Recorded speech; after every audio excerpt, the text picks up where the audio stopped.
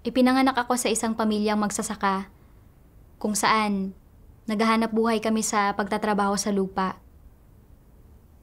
Mula sa murang edad, tinuruan ako ng tatay at lolo ko na kailangan kong mag-aral ng mabuti at na sa pamamagitan lang ng pagpasok sa isang magandang unibersidad ako makahahanap ng magandang trabaho, mangingibabaw sa lahat at makapagbibigay ng karangalan sa pamilya.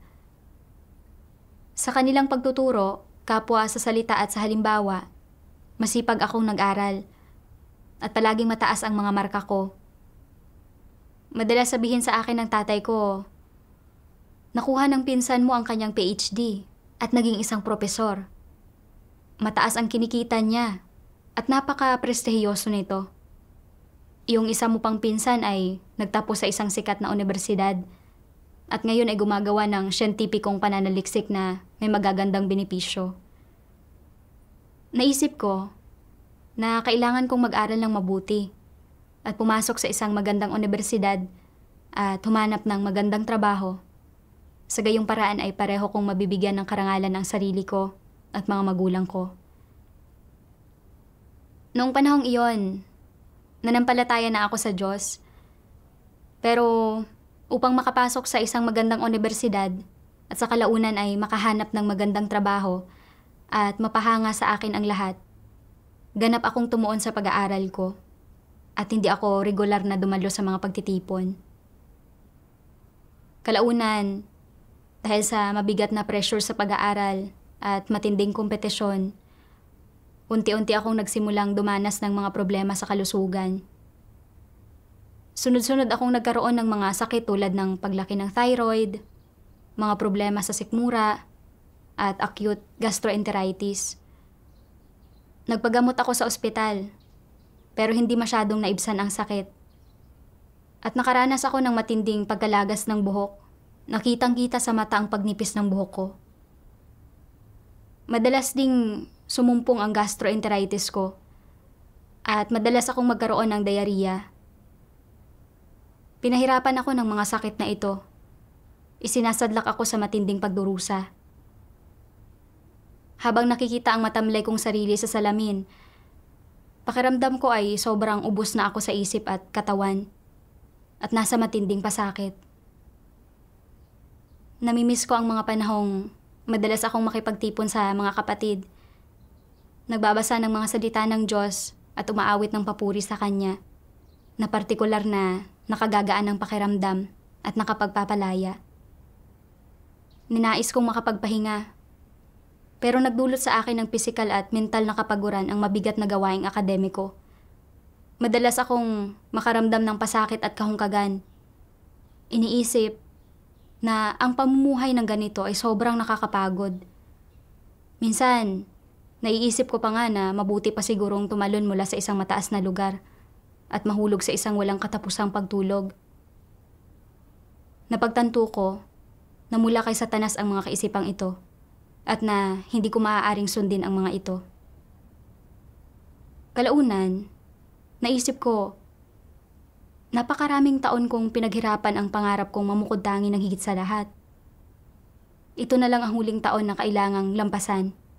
Kapag nakapasok na ako sa unibersidad, magiging mas madali na ang mga bagay-bagay. Hindi magiging kasing pressure ng high school ang pag-aaral sa unibersidad at magagawa kong dumalo sa mga pagtitipon ng normal. Noong 2019, natanggap ako sa isang magandang politeknikong unibersidad. Nagpuntahan ang mga kamag-anak para batiin ako at sinabi pa nila sa kanilang mga anak na ituring akong huwaran. Sa isang iglap, naging tanyag ako sa pamilya namin. Nagpadala rin ng mga mensahe ang mga kaibigan para batiin ako nang marinig ang balita. Masayang-masaya ako na marinig ang papuring ito mula sa mga kamag-anak at kaibigan. Inakala ko na magiging mas magaan ang akademikong pressure sa universidad kumpara sa high school at na magkakaroon ako ng maraming libreng oras na nagpapahintulot sa aking makadalo sa mga pagtitipon ng normal. Gayunpaman, hindi nangyari ang mga inakala ko. Bukod sa pagpasok sa mga klase, kinailangan ko rin kumuha ng iba't ibang pagsusulit sa sertipikasyon. At madalas akong abala sa pagdalo sa mga kursong paghahanda para sa mga pagsusulit na iyon. Kinailangan ko ring lumahok sa iba't ibang aktibidad na inorganisa ng paaralan para makakuha ng mga credit. Kaya nagiging napakahigpit ng aking schedule. Higit pa roon, sa mga universidad sa China, bawal ang manampalataya sa Diyos. Kaya palihim akong dumadalo sa mga pagtitipon.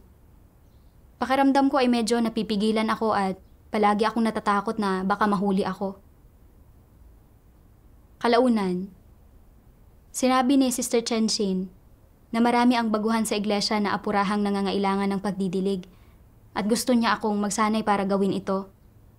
Naisip ko, abala ako sa pag-aaral ko at kailangan kong kumuha ng mga pagsusulit para sa sertipikasyon. Kung gagawa rin ako ng tungkulin, maaantala nito ang pag-unlad ng pag-aaral ko. Paano kung hindi ako makapagtamo ng sapat na credit para makuha ang degree ko? Paano ako makakahanap ng magandang trabaho kung gayon? Nang maisip ko iyon, tumanggi ako at ibinuhos ko ang buong sarili ko sa pagkuha ng mga credit.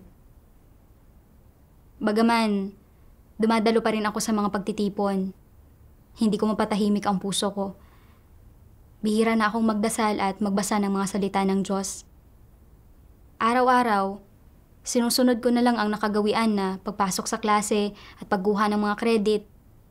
At sa paglipas ng panahon, isang hindi maipaliwanag na pakiramdam ng kahungkagan ang nagsimulang umusbong sa akin. Ipinararamdam sa akin na ang ganitong pamumuhay ay walang kabuluhan. Hinimok ako ng roommate ko na lumabas kasama niya para magsaya at kumain ng masasarap na pagkain, pero hindi talaga nabawasan ang kahungkagan sa puso ko. Noong bakasyon, pag-uwi ko, nakatagpo ko sa isang pagtitipon ang kaklase ko sa middle school na si Hushin. Sinabi sa akin ni Hushin na ang nakababata niyang kapatid na babae ay dumanas ng mental breakdown 2 taon na ang nakararaan dahil 2 beses itong nabigong makapasok sa high school. Natigilan ako. Dating masayahin at positibo ang kapatid niya, pero ngayon ay nasiraan ng bait. May kaunting epekto sa akin ang insidenteng ito. Noong mga araw na iyon, madalas kong naiisip, nag-aaral ng husto ang kapatid ni Hushin para mamukod-tangi sa lahat. Hindi ko akalain na ganito ang kalalabasan. Nagpaalipin ako sa aking pag-aaral para makapasok sa universidad. At bagaman natanggap ako sa ninanais kong universidad at hinahangaan ako ng mga kamag-anak at kaibigan ko, wala akong maramdamang saya at pagod na pagod ako. Talaga bang sulit ang paghahangad na ito? Makalipas ang ilang araw, sumiklab sa buong bansa ang COVID-19 kung saan isinasara ang mga nayon at kalye at hinihigpitan ang paglalakbay. Sinuspinde ng mga universidad ang mga klase, nagsara ang mga pabrika at hindi na ako makapasok sa eskwela. Kaya normal akong dumalo sa mga pagtitipon sa iglesia at sinimulan kong gawin ang mga tungkulin ko. Habang mas nagbabasa ako ng mga salita ng Diyos, unti-unti kong naunawaan ang ilang katotohanan. Isang araw, nabasa ko ang mga salitang ito mula sa Diyos. Ang mga taong gumagawa ng tungkulin nila sa pangkalahatan ay mailalagay sa 2 kategorya. Ang isa ay ang uri na taus-pusong gumugugol ng kanilang sarili para sa Diyos, habang ang isa naman ay ang uri na laging nag-iiwan ng daang malalabasan para sa kanilang sarili. Anong uri ng tao sa tingin ninyo ang sasang-ayunan at ililigtas ng Diyos? Yaong mga taus-pusong gumugugol ng kanilang sarili para sa Diyos. Nais ng Diyos na makamit ang mga taong iyon na taos-pusong gumugugol ng kanilang sarili para sa Kanya. Ngayon, ginagamit ninyo ang inyong mga libangan at kasanayan habang ginagawa ninyo ang inyong tungkulin. Isa pa, sa panahong ito, ginagawa ninyo ang inyong tungkulin bilang isang nilikha. Nauunawaan ninyo ang katotohanan at nakapapasok sa tamang landas ng buhay. Kay sayang pangyayari, kay gandang pagpapala nito.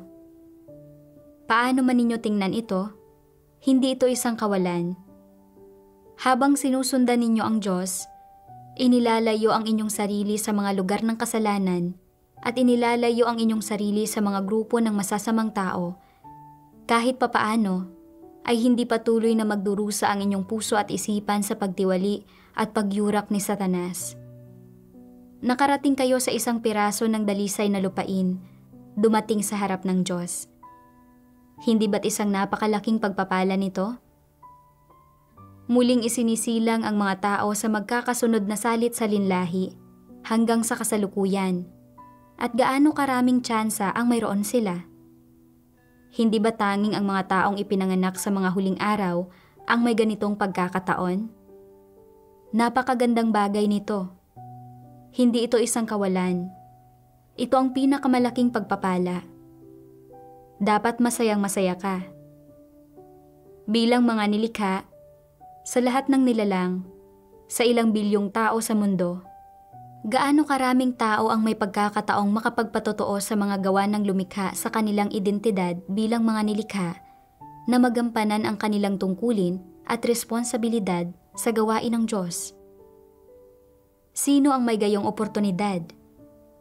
Marami bang taong may gayong oportunidad? Masyadong kakaunti. Ano ang proporsyon? 1 sa 10,000? Hindi. Mas kaunti pa nga. Lalo na kayo na nakagagamit ng inyong mga kasanayan at kaalaman na napag-aralan ninyo para gawin ang inyong tungkulin, hindi ba't lubos kayong pinagpala? Hindi ka nagpapatotoo tungkol sa isang tao at ang ginagawa mo ay hindi isang karera. Ang siyang pinaglilingkuran mo ay ang lumikha. Ito ang pinakamaganda at pinakamahalagang bagay. Hindi ba't dapat ninyo itong ipagmalaki? Habang ginagawa ninyo ang inyong tungkulin, natatamo ninyo ang pagdidilig at pagtustos ng Diyos.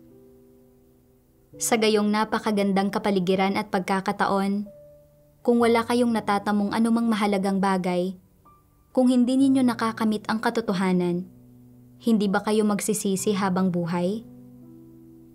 Kaya, dapat ninyong samantalahin ang pagkakataon na gawin ang inyong tungkulin at huwag itong palampasin. Masigasig na hangarin ang katotohanan habang ginagawa ang inyong tungkulin at kamtin ito. Ito ang pinakamahalagang bagay na magagawa ninyo, ang pinakamakabuluhang buhay. Mula sa mga salita ng Diyos, naunawaan ko na ang tanging mga taos-pusong gumugugol ng kanilang sarili para sa Diyos ang maaaring sang-ayunan niya. Bilang isang nilikha, ang paggawa ng sariling tungkulin at pagsisikap na makamit ang katotohanan ang pinakapinagpala at pinakamahalagang bagay na dapat gawin. Naisip ko kung paanong isa lang akong maliit na nilikha. At sa bilyon-bilyong tao sa mundo, nagkaroon ako ng pribilehiyong tanggapin ang gawain ng Diyos sa mga huling araw. Madiligan at matustusan ng kanyang mga salita, gawin ang mga tungkulin ko sa sambahayan ng Diyos, at mag-ambag ng mga pagsisikap ko sa gawain ng pagpapalaganap ng Ebanghelyo ng Diyos. Tunay na ito ang pag-aangat sa akin ng Diyos. Noon, ang tanging pinagtutuunan ko ng pansin ay ang mamukod tangi sa lahat at mahangaan ng iba. Ibinubuhos ang lahat ng oras at lakas ko sa aking pag-aaral at hindi sineseryoso ang aking pananalig. Nang hilingin sa akin ni Sister Chenshin na magsanay ako sa pagdidilig ng mga baguhan, tumanggi ako. Ngunit, hindi nagkimkim ng sama ng loob ang Diyos sa akin at binigyan niya ako ng isa pang pagkakataon na gawin ang mga tungkulin ko. Kailangan ko itong pahalagahan ng maayos. Pagkatapos, sineryoso ko ang mga tungkulin ko at pinag-isipan ko kung paano magagawa ng maayos ang mga ito. Habang ginagawa ko ang mga tungkulin ko, nagbunyag ako ng marami-raming katiwalian. Sa patnubay at tulong ng mga sister, nagkamit ako ng kaunting pagkaunawa sa aking mga tiwaling disposisyon. Nakaramdam ako ng katatagan, kapayapaan, kaginawahan, at kalayaan na hindi ko pa kailanman naranasan dati. Ang bawat araw ay makabuluhan, at umaasa akong gagawin ko ang mga tungkulin ko sa sambahayan ng Diyos magpakailanman. Gayunpaman, Hindi nagtagal ang magagandang panahong iyon. Ipinabatid sa amin ng tagapayo ng mga estudyante na magsisimula na ang pasukan sa Setyembre at na dahil sa pandemya, ipatutupad ng paaralan ang isang sistemang walang labasan at pasukan sa campus, kung saan pinagbabawalan ang lahat na lumabas ng campus. Nang matanggap ko ang balitang ito, bigla akong nilamon ng pasakit. Ngayong ipinatutupad ng paaralan ang isang sistemang walang labasan at pasukan sa campus, hindi na ako makalalabas ng campus sa pagbabalik ng pasukan. Kaya hindi ako makadadalo sa mga pagtitipon o makakagawa ng mga tungkulin ko.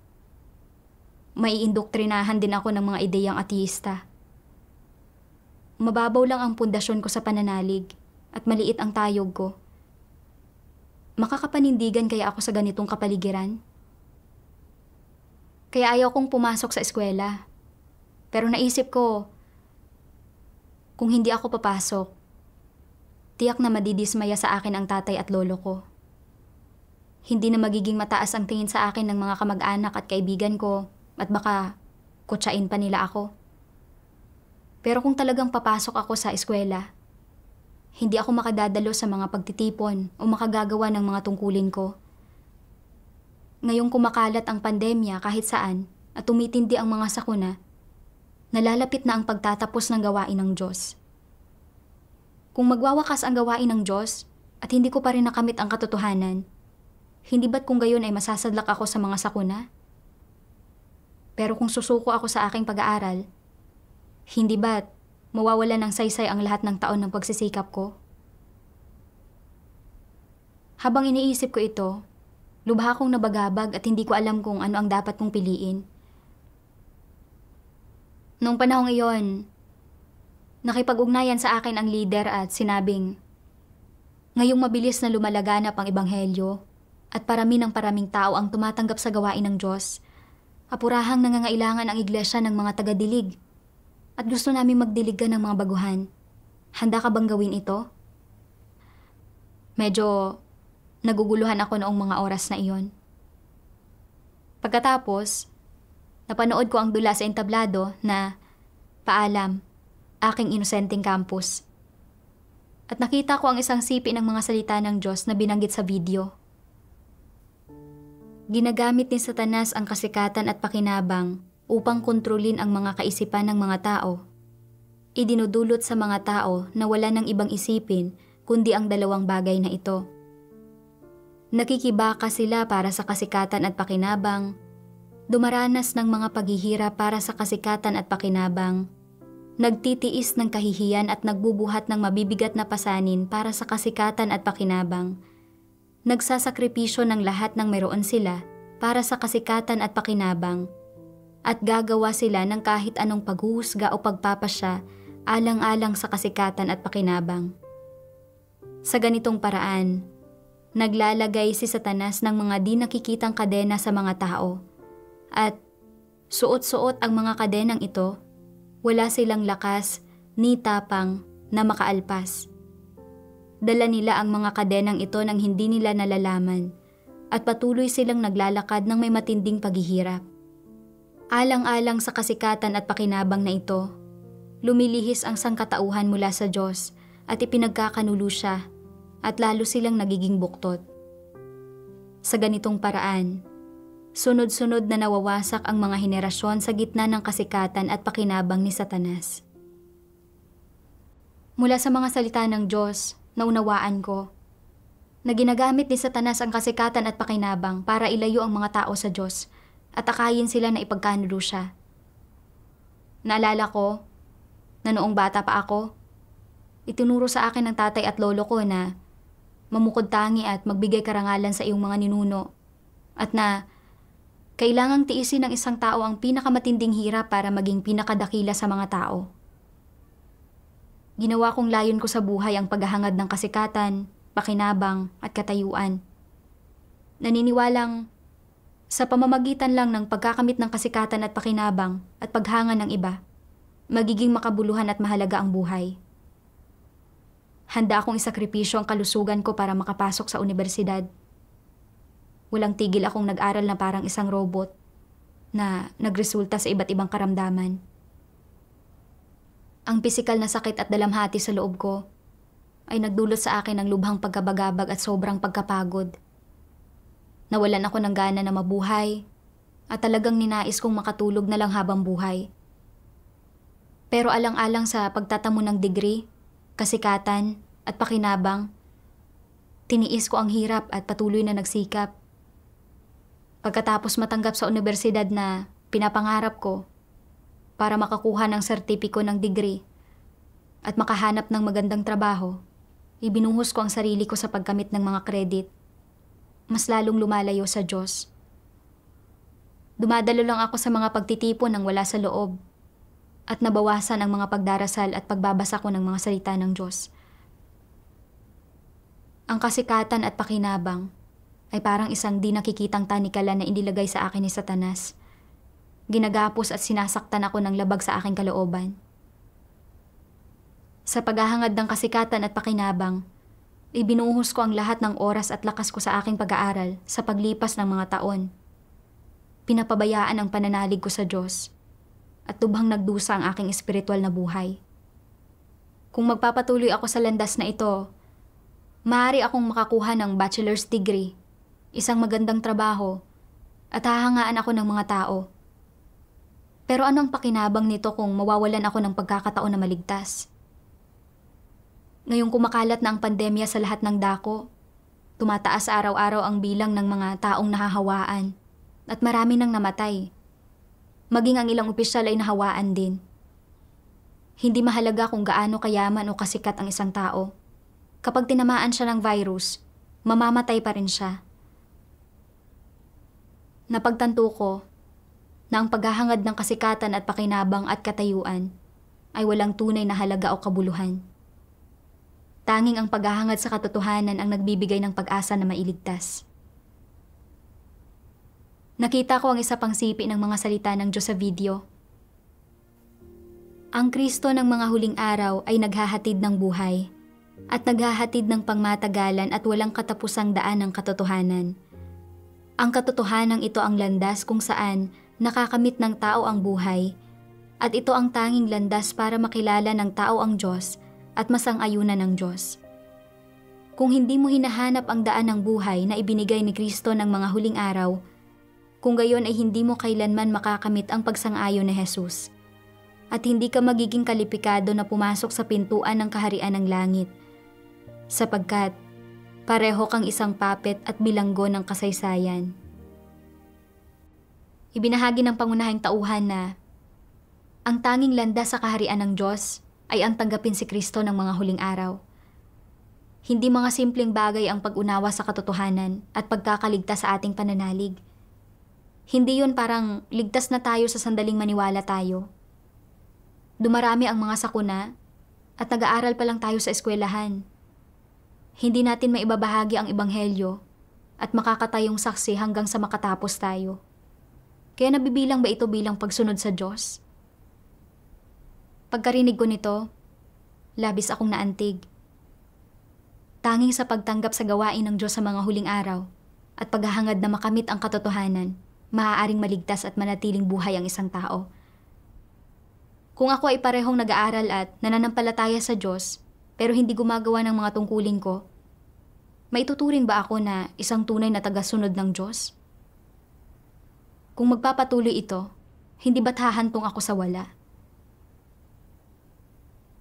Pagkatapos, nabasa ko ang mga salitang ito ng Diyos.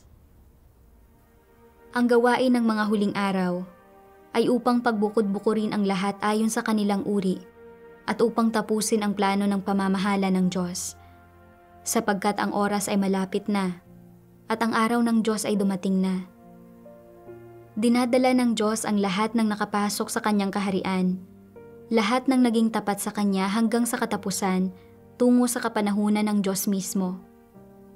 Subalit, bago ang pagdating ng kapanahunan ng Diyos mismo, ang gawain ng Diyos ay hindi upang magmasid sa mga gawa ng tao o magtanong tungkol sa buhay ng tao, kundi upang hatulan ang pagiging mapaghimagsik ng tao. sapagkat dadalisayin ng Diyos ang lahat ng lalapit sa harap ng kanyang luklukan. Lahat ng nakasunod sa mga yapak ng Diyos hanggang sa araw na ito ay yaong mga nagsilapit sa harap ng luklukan ng Diyos, at yamang ganito, ang bawat isang tao na tumatanggap sa gawain ng Diyos sa huling yugto nito ang siyang pakay ng pagdadalisay ng Diyos. Sa ibang salita, ang lahat ng tumatanggap sa gawain ng Diyos sa huling yugto nito ang siyang pakay ng paghatol ng Diyos. Naunawaan ko na sa mga huling araw, pumarito ang Diyos para gawin ang gawain ng paghatol upang iklasipika ang mga tao ayon sa kanilang uri. At sa huli ay wakasan ang kanyang gawain ng pagliligtas sa sangkatauhan. Dadalhin niya ang mga nakikinig sa kanyang mga salita, nagpapasakop sa kanya at mga tapat sa kanya sa susunod na kamanghamanghang kapanahunan. Samantalang ang mga hindi gumagawa ng kanilang mga tungkulin at walang katotohanang realidad ay masasadlak lahat sa mga sakuna at lilipuli ng Diyos.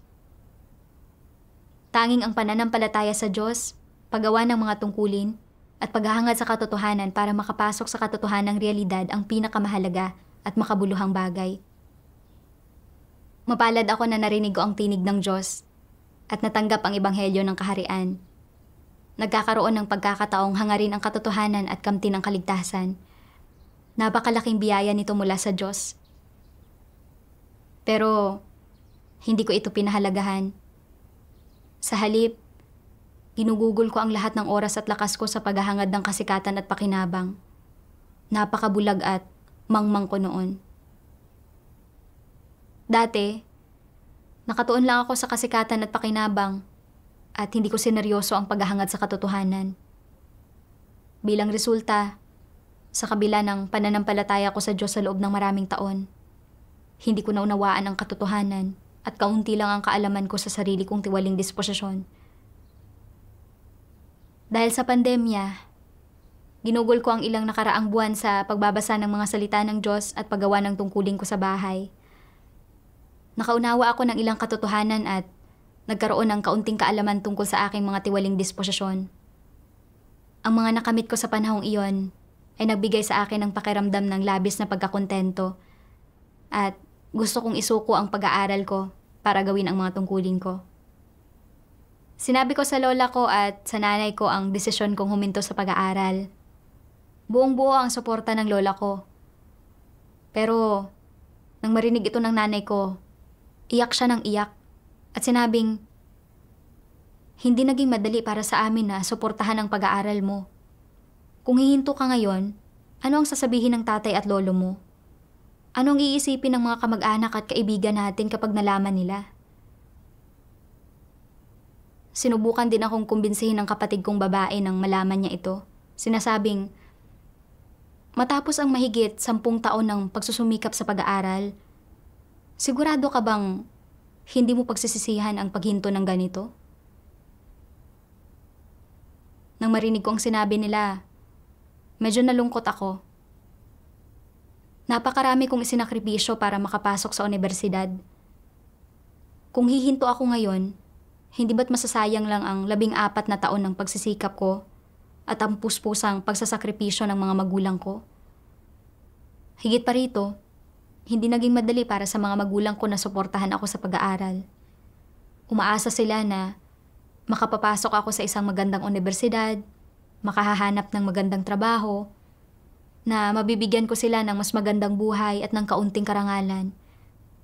Kung hihinto ako sa pag-aaral para gawin ang mga tungkulin ko, tiyak na madudurog ang puso nila at madidismaya sila.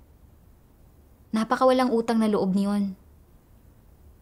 Ayaw kong maging malungkot ang mga magulang ko. Pero hindi ito ang buhay na gusto ko. Nakaramdam ako ng matinding pagtatalo ng kalooban ko at pasakit. Kaya patuloy akong nagdarasal sa Diyos. O Diyos, lubha akong naguguluhan ngayon. Pakiusap, gabayan mo po ako na maunawaan ang layunin mo at gawin ang tamang pasya. Kalaunan, nabasa ko ang isang sipi ng mga salita ng Diyos. Nilikha ng Diyos ang mundong ito at dinala rito ang tao. Isang buhay na nilalang na pinagkalooban niya ng buhay. Dahil dito, nagkaroon ng mga magulang at kamag-anak ang tao at hindi na nag-iisa.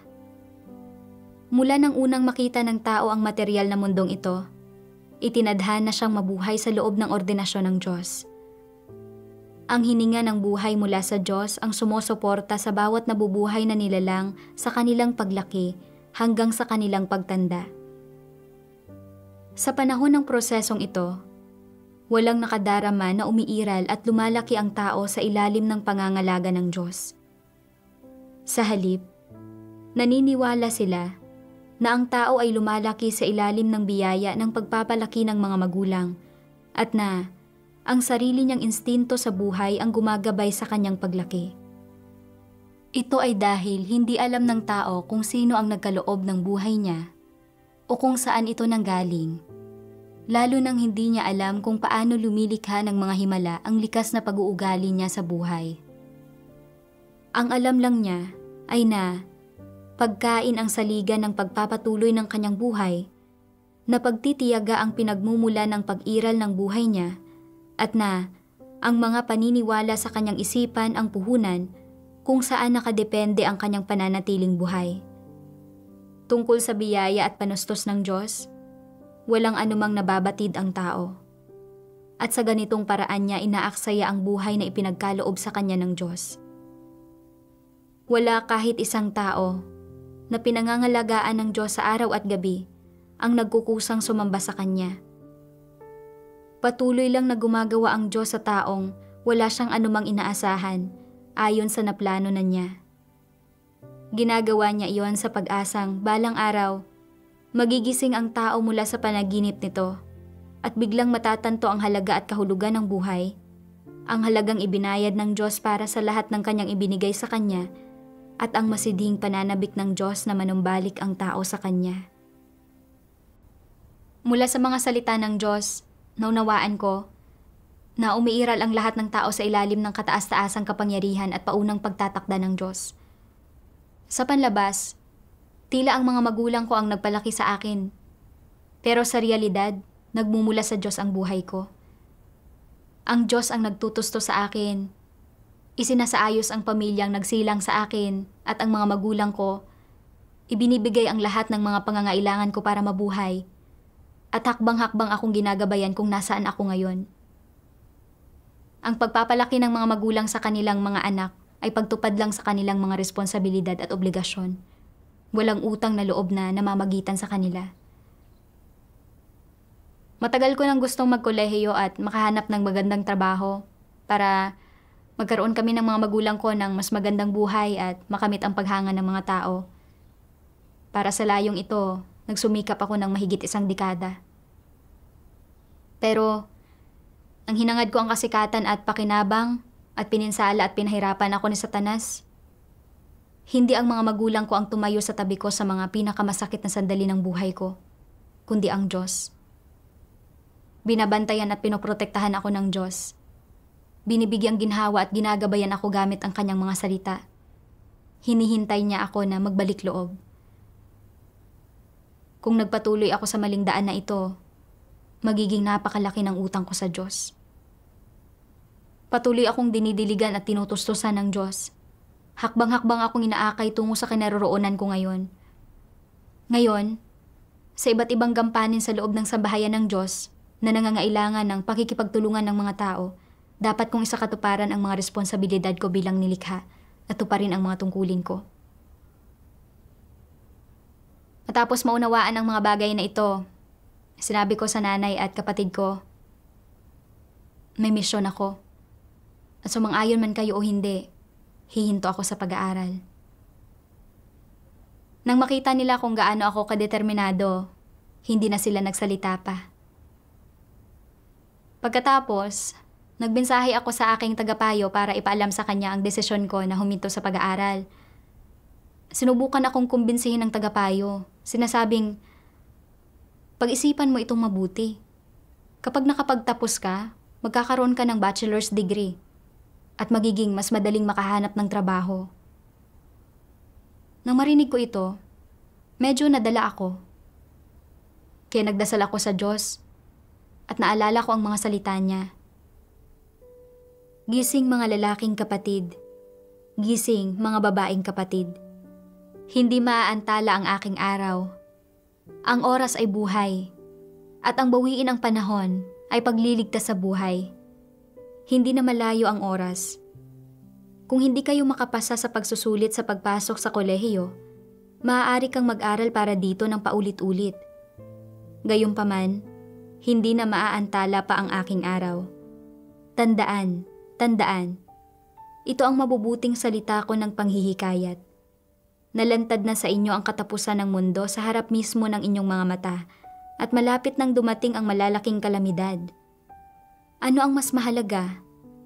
Ang buhay ninyo o ang inyong pagtulog? Ang inyong pagkain at inumin at kasuotan? Dumating na ang oras para timbangin ninyo ang mga bagay na ito. Huwag nang magduda pa. Masyado kayong natatakot na seryosohin ang mga bagay na ito, hindi ba? Bigla akong natauhan. Napagtanto ko, nagaano man kataas ang pinag-aralan ko o kaganda ang trabaho ko. Pansamantala lang ito, at panandalian lang nitong matutugunan ang aking banidad nang hindi talaga nakabubuti sa buhay ko. Ngayon, ginagawa ng Diyos ang huling yugto ng kanyang gawain ng pagliligtas at paglilinis sa sangkatauhan. Ito ay isang minsan sa habang buhay na oportunidad. Kung palalampasin ko ito, habang buhay ko itong pagsisisihan. Kailangan kong sunggaban ang pagkakataong ito para gawin ang tungkulin ko at taimtim na hangarin ang katotohanan. Kung hindi, gaano man kaprestihiyoso ang degree ko, gaano man kaganda ang trabaho ko, o gaano man kalaki ang paghangang nakamit ko mula sa mga kaibigan at kamag-anak, masasadlak pa rin ako sa mga sakuna sa huli. Kaya, nagdasal ako sa Diyos. Hinihiling sa Kanya na bigyan ako ng pananalig para magawa kong manampalataya sa Kanya ng walang pag-aalinlangan at magawa ko ang mga tungkulin ko. Pagkatapos magdasal, determinado akong nagbensahe sa aking tagapayo. Sinasabi na nakapagpasya na akong huminto. Nang makita ang determinasyon ko, hindi na ako sinubukan pang kumbinsihin ng tagapayo at maayos na natapos ang proseso ng paghinto sa pag-aaral. Sa sandaling lumabas ako ng gate ng paaralan, dala ang maleta ko. Para bang nabunutan ako ng malaking tinik sa puso ko. Naranasan ko ang gaan at saya na hindi ko pa kailanman nadama noon. Pagkatapos nito, pumunta ako sa iglesia para gawin ang mga tungkulin ko at nagkaroon ako ng mas maraming oras para basahin ang mga salita ng Diyos at mas mapalapit pa sa Kanya. Sa pamamagitan ng pagdana sa iba't ibang kapaligirang isinaayos ng Diyos, nagkamit ako ng kaunting pagkaunawa sa katotohanan. Natutunan ko ang tunay na kahulugan ng pananampalataya sa Diyos, kung paano hangarin ang buhay pagpasok, kung paano lutasin ang aking tiwaling disposisyon, at iba pa. Talagang sumigla ang puso ko. Naramdaman ko na may kabuluhan ang bawat araw at lalong panatag at masaya ang puso ko. Maging ang ilan sa mga karamdaman ko ay unti-unting nawala nang hindi ko namamalayan. Pag-uwi ko noong bagong taon, nakita ko ang mga dati kong kaklase na abala araw-araw sa kanilang pag-aaral, kumukuha ng iba't ibang pagsusulit sa sertipikasyon at lumalahok sa lahat ng uri ng aktibidad. Hinangad nila ang kasikatan at pakinabang bilang layo ng kanilang buhay. Walang pagod na nagsusumika para sa mga ito. Pero hindi man lang nila alam kung saan sila nanggaling, kung saan sila patutungo sa huli, kung bakit nabubuhay ang mga tao, at iba pa. Kahabag-habag ang naging pamumuhay nila. Kung hindi ako huminto sa pag-aaral noon, isa rin sana ako sa kanila. Napakasaya ko na pinili kong lisanin ang eskwelahan at magtungo sa sambahayan ng Diyos para gawin ang mga tungkulin ko. Ito ang pinakatamang desisyong nagawa ko at hindi ko ito pagsisisihan.